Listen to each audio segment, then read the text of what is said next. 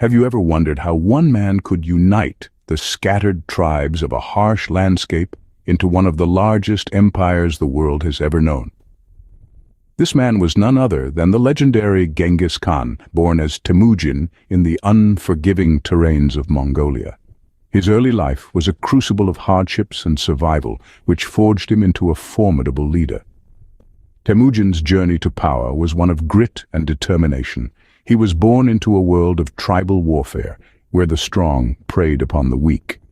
But rather than succumbing to this harsh reality, he rose above it. He rallied the fragmented tribes, not just through brute force, but with a potent mix of military prowess and diplomacy. Temujin's military strategies were as ruthless as they were effective, instilling both fear and respect in his enemies. He was not just a conqueror, but also a leader who understood the importance of unity and discipline. His diplomatic skills were equally impressive. He formed alliances, often marrying into other tribes, weaving a network of loyalty and mutual support. His crowning achievement, however, was the establishment of the Yasa, a code of laws that bound the Mongols together. The Yasa was more than just a set of rules. It was a blueprint for unity and order, a common thread that held the diverse and scattered tribes together under one banner. In the year 1206, Temujin was declared Genghis Khan, the universal ruler. His rise to power marked the dawn of a new era. The scattered tribes, once at odds with each other, were now united under a single leader, a single vision. Genghis Khan's ascension was no small feat. It was a testament to his indomitable will, his strategic genius, and his vision for a united Mongolia. His rule laid the groundwork for an empire that would span from Eastern Europe to East Asia, leaving an indelible mark on history.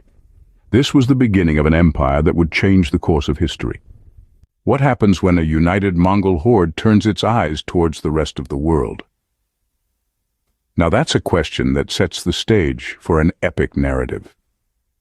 Once Genghis Khan had united the Mongol tribes, he set his sights on the lands beyond their borders. His goal, not just mere conquest, but the establishment of an empire that would span the known world. The Mongols' military campaigns were a combination of speed, precision, and sheer terror. Their horsemen, armed with composite bows, could strike with deadly accuracy, then disappear into the landscape, only to reappear at an unexpected place. They were the masters of the feigned retreat, luring enemies into traps and ambushes. Their first major conquest was China. The Jin Dynasty, which ruled northern China, fell to the Mongols in 1234, following a series of relentless campaigns. The southern Song Dynasty, ruling the rest of China, held out for a few more decades, but finally succumbed to the Mongols in 1279. But the Mongols didn't stop there. They turned their attention to Central Asia, swiftly subjugating the vast steppes. The Khwarezmian Empire, a powerful state that controlled much of present-day Iran, Uzbekistan, and Turkmenistan, was next. Despite their formidable reputation, the Khwarezmians were no match for the Mongol onslaught, and their empire crumbled in 1220. The Mongols then looked westward, towards Eastern Europe. The invasion of Russia in the winter of 1237 was a demonstration of the Mongols' adaptability. They had mastered the art of winter warfare, moving swiftly across the frozen landscape, and by 1240 they had subdued most of the Russian principalities. Each conquest brought not just new territories under Mongol rule, but also new peoples, cultures, and ideas. And while the Mongols were often brutal conquerors, they were also pragmatic rulers, adopting and adapting the administrative systems of the lands they conquered. The Mongol Empire was spreading its influence, and with it came unexpected benefits.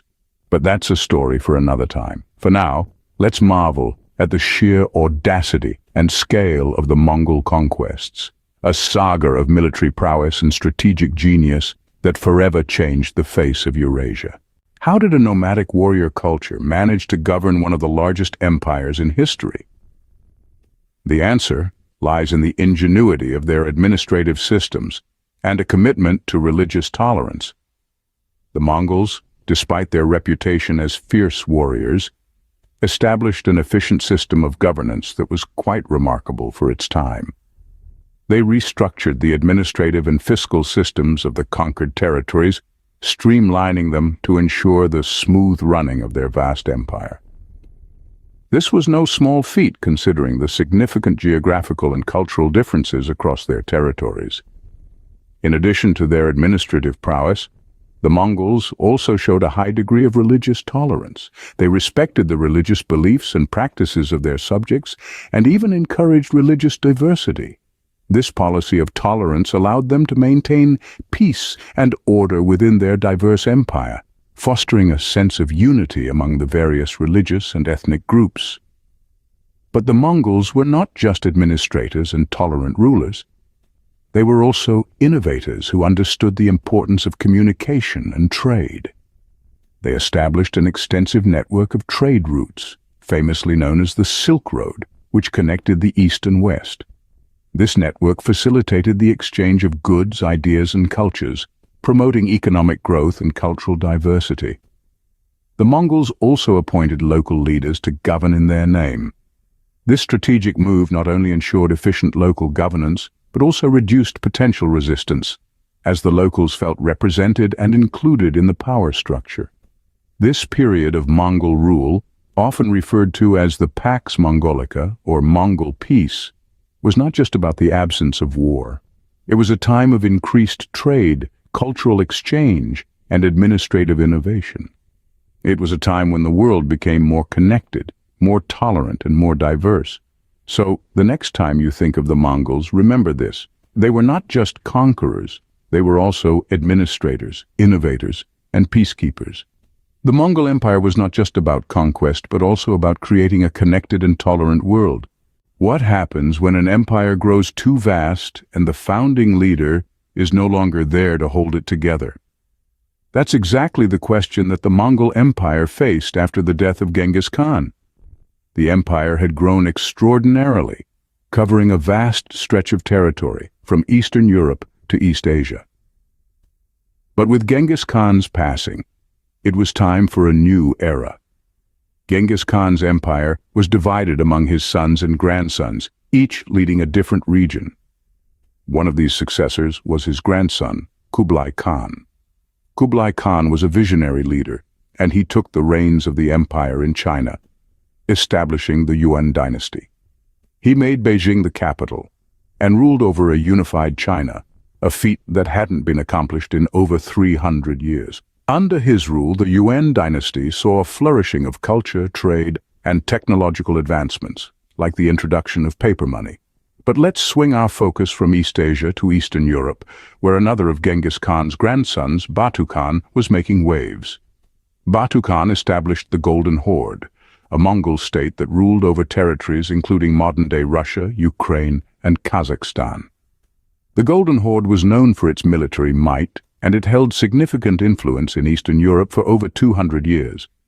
These two powerful entities, the Yuan dynasty and the Golden Horde, were part of the larger Mongol Empire, but they operated independently, each with its own Khan, or ruler. They had their own laws, their own cultures, and their own ways of life. Yet they were both rooted in the legacy of Genghis Khan, carrying forward his vision of a vast, interconnected empire. So what happens when an empire grows too vast? It adapts, it changes, it evolves. It may fracture into different parts, but each part carries with it a piece of the original vision. The Mongol Empire was now a collection of powerful states, each with its own story. All empires, no matter how vast, eventually meet their end. But what led to the decline of the Mongol Empire? The Mongol Empire, once the largest contiguous land empire in the world, began to crumble from within. Over time, the empire fragmented into various successor states and dynasties. This fragmentation was largely due to the death of the great Khans and the struggles for succession that followed. The empire that Genghis Khan had united under one banner started to splinter as his descendants fought for control. The Yuan dynasty in China, established by Kublai Khan, was one of the most notable of these successor states. However, even the Yuan dynasty couldn't escape the fate that befell the larger empire. It was plagued by factionalism, economic difficulties, and rebellions, leading to its eventual downfall in the late 14th century. But the internal strife wasn't the only factor that led to the decline of the Mongol Empire. A silent, unseen enemy also played a significant role: the Black Death. This deadly pandemic swept across Eurasia in the mid-14th century, decimating populations and destabilizing societies. The Mongol Empire, with its vast network of trade routes, was not immune to this catastrophe. In fact, these routes may have facilitated the rapid spread of the disease. As the empire crumbled, powerful regional rulers rose to fill the power vacuum. In Russia, for instance, the princes of Moscow began to consolidate power, laying the foundation for the modern Russian state. In China, the Ming Dynasty overthrew the Yuan Dynasty, marking the end of Mongol rule and the beginning of a new era. So, while the Mongol Empire may have been an unstoppable force at its peak, it was not immune to the forces of change. The combination of internal divisions, the devastating impact of the Black Death, and the rise of new powers led to its eventual decline. The Mongol Empire may have declined, but its influence on world history is undeniable. The empire that started with one man's dream had changed the world in ways that still resonate today.